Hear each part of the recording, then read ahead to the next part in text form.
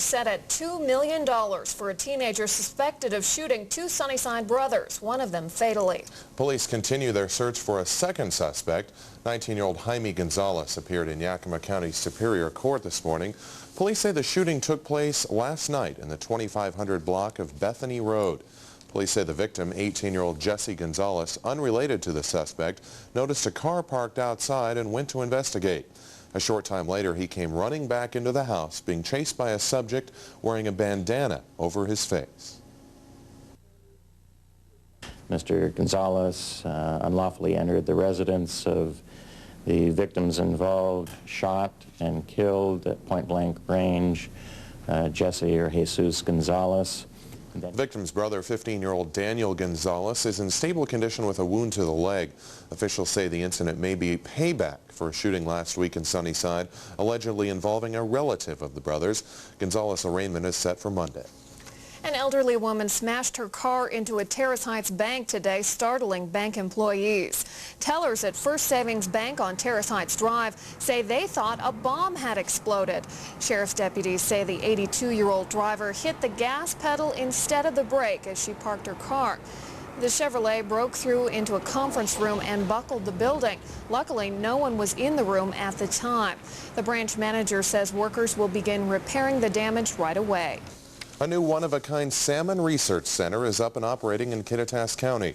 The Bonneville Power Administration, the Department of Wildlife, and the Yakima Indian Nation dedicated the Cle Elum Research Facility today. Building began 1 year ago on the project, which will test a new salmon restoration procedure called supplementation. Supplementation is intended to rebuild healthy runs of spring Chinook salmon in their natural habitat using advanced techniques while keeping human contact with the fish at a minimum. And we'll have rearing facilities that are especially designed to mimic, as it may be, the natural habitat, and they'll be reared with that with very little, if any, human vision involvement. Much of the facility will not be open to the public after today to ensure less interaction between people and the salmon. The new hatchery is not intended to produce fish for harvest. Sampson hopes the facility can increase everyone's understanding of salmon and their habitats. Victims of family violence wanting to leave their abusive homes with their children can now do it with federal assistance. After the fourth try, U.S. Senators Patty Murray and Paul Wellstone have won a 98-1 Senate vote on the amendment. The Murray-Wellstone amendment provides flexibility for victims of domestic violence, enabling them to miss work in order to get out of their unsafe environments. The amendment that we are offering today does a simple thing. It allows a temporary waiver of the work requirements for a victim of domestic violence in order for them to take care of their medical needs, to change their social security number, to make sure their children are in a safe place, and that their family is secure before they are required to be at work. Murray has also secured a grant of over $200,000 to aid Tacoma for their community-based prevention of intimate partner violence. Currently, Yakima's anti-domestic abuse advocates are seeking Murray's support for our community. The Yakima Street Department is planning to close portions of 16th Avenue for repairs. The first closure will affect traffic on North 16th between Lincoln and Tieton Drive. Beginning next Monday, the street will be closed from 11 at night to 7 in the morning. We can repair those surfaces and then come in next year and seal coat over the entire surface to provide a seal and prevent water from getting in. We should have be able to increase the pavement life probably 8 or 9 years. The North 16th Avenue work is expected to be completed within a week. City crews will then begin work on South 16th Avenue between Washington and Atanum Road. The road will be closed from 6 in the morning to 3 in the afternoon, starting September 22nd and ending on the 24th.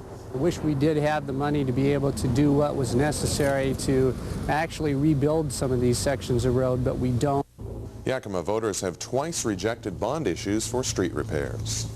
When Crystal Nolan's father, Robert Patrick Nolan, died of AIDS last year, he left behind a beloved friend. Doofus is an 8-year-old female and meant a lot to her owner. Robert's daughter has been trying to care for the dog for the past year, but now lives in a duplex where she can't keep the dog.